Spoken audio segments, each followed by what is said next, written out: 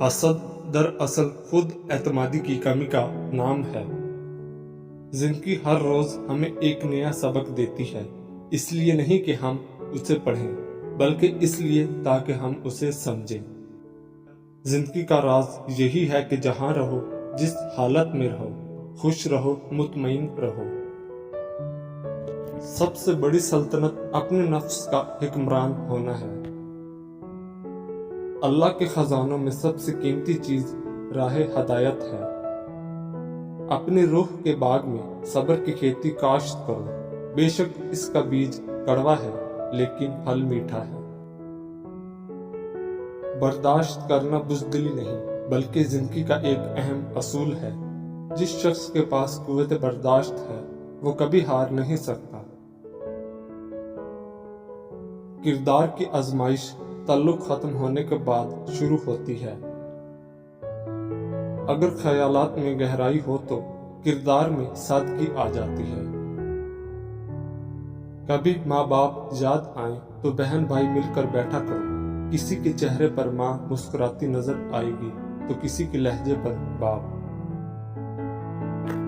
لباس قیمتی ہو یا سستا، کردار کو نہیں چھپا سکتا۔ اپنے کردار کو اچھا کرو، ہر لباس میں اچھے لگو گے۔ جس رات تمہیں بے چینی ہو، نیند نہ آ رہی ہو تو سمجھ جاؤ بہت جلد تمہیں دو چیزیں ملنے والی ہیں۔ اول گمشدہ قیمتی چیز، دوم بے تحاشا دولت۔ حضرت ابو بکر صدیق رضی اللہ تعالی عنہ نے فرمایا، انسان خود عظیم نہیں ہوتا، اس کا کردار عظیم ہوتا ہے۔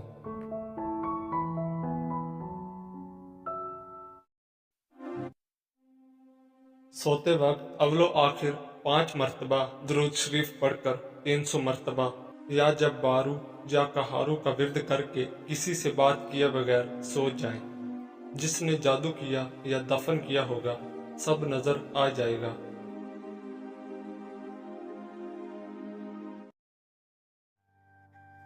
لوگوں کے منہ بند کرنے سے بہتر ہے کہ کان بند کر لیں، زندگی بہتر ہو جائے گی۔ سچے انسان کو ہمیشہ جھوٹے انسان سے زیادہ صفائیاں دینی پڑتی ہیں۔ کسی کو ذلیل کرنے سے پہلے خود ذلیل ہونے کے لیے تیار رہیں، کیونکہ اللہ کا ترازو صرف انصاف تولتا ہے۔ تنگ دماغ لوگوں کے ساتھ مسئلہ یہ ہوتا ہے کہ ان کا منہ ہمیشہ کھلا رہتا ہے۔ جب قسمت اور حالات دونوں ساتھ نہ دیں تو پھر ان کی بات سننی پڑتی ہے جن کی کوئی بھی نہیں سنتا۔ ایک معاشرہ تب ترقی کرتا ہے جب اس معاشرے کے بزرگ درخت لگاتے ہیں، حالانکہ وہ جانتے ہیں کہ وہ کبھی اس کے سائے میں نہیں بیٹھ سکیں گے۔ رسول اللہ صلی اللہ علیہ وآلہ وسلم نے ارشاد فرمایا، جو عورت اپنے خاوند کی اجازت کے بغیر گھر سے نکل جایا کرتی ہے، وہ گھر آنے تک یا خاوند کے راضی ہونے تک اللہ تعالیٰ کی ناراضگی میں رہتی ہے۔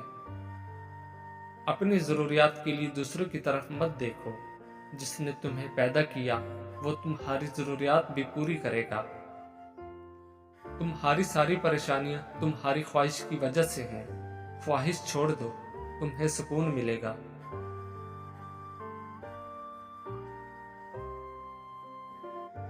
جس شخص میں یہ نشانی ہو تو سمجھ جاؤ کہ وہ تم سے محبت تو کرتا ہے مگر ظاہر نہیں کرتا۔ اور وہ نشانی یہ ہے کہ آپ کی باتوں میں دلچسپی لے گا، آپ سے بات کرتے وقت وہ خوش ہوگا اور بور نہیں ہوگا، اور وہ آپ کو بار بار دیکھنے کی کوشش کرے گا۔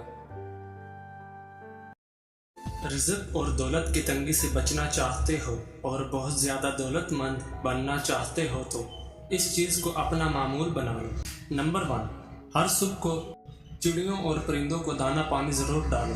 دعاؤں کی قبولیت کے لیے اگر کسی شخص کو ایسا لگتا ہے کہ اس کی دعائیں قبول نہیں ہوتی تو اس شخص کو چاہیے کبوتروں کو دانہ اور پانی ڈالنا شروع کر دے۔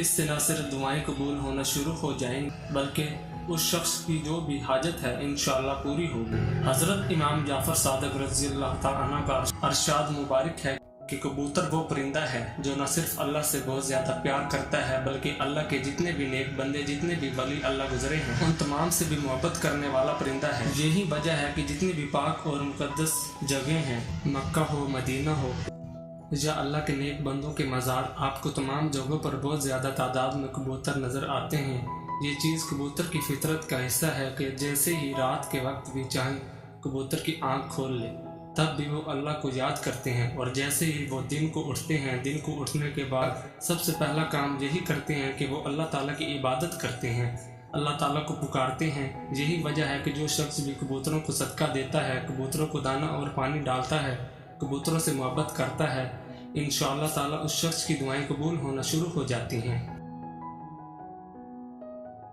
तीसरा सदका कवे चीलों को देना है। जब भी कोई परेशानी या मुसीबत आए या उसके बनते काम बिगड़ने लगते हैं तो ये सदका दे।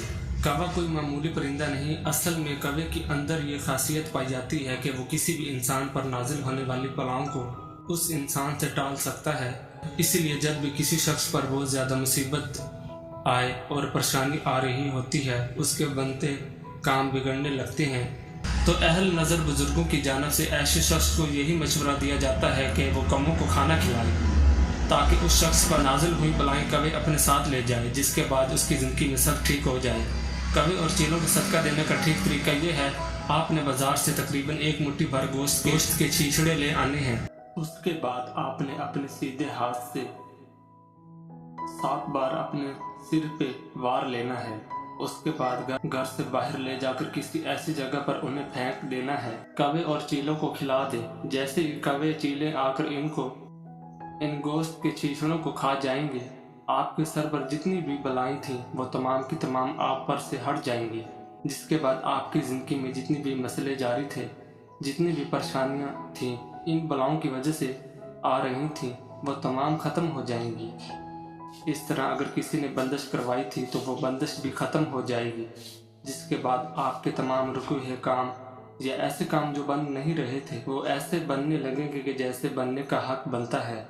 लेकिन कवे और चीलों को सदका देते वक्त इस चीज़ का ख़ास ख्याल रखना है कि इस सदक़े को महीने में 1 ही बार करना है, इससे ज़्यादा नहीं। अगर कोई जवान बहन घर में मौजूद हो तो दोस्तों की दोस्ती घर से बाहर तक रखें, क्योंकि घर में गैर मर्द शैतान बनकर आता है। अच्छे दिल से अच्छी जुबान होना बेहतर है, क्योंकि लोग सबसे पहले आपकी जुबान पर आते हैं। दिल तक तो कोई खास आदमी ही पहुंच सकता है। मर्द का बेहतरीन इखलाक किसी तवाइफ को भी बाहया बना सकता है, जबकि बद इखलाक मर्द किसी भी बाहया औरत सरे आम रुसवा कर सकता है।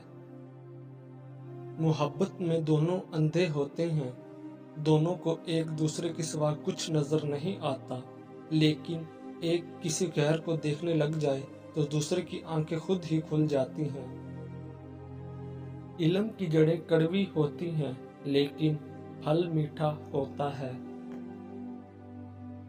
हर बीमारी से बचना मुमकिन है, लेकिन जहां तक मौत का ताल्लुक है तो हम एक ऐसे शहर में रहते हैं जिसकी दीवारें नहीं हैं।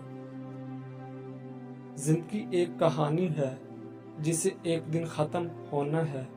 कोशिश करें जब कहानी ख़त्म हो जाए लोग आपको अच्छी बातों से याद करते हैं। परेशानी बताने से बढ़ती है, खामोश रहने से कम होती है। सब्र करने से ख़त्म और अल्लाह का शुक्र अदा करने से खुशी में बदल जाती है।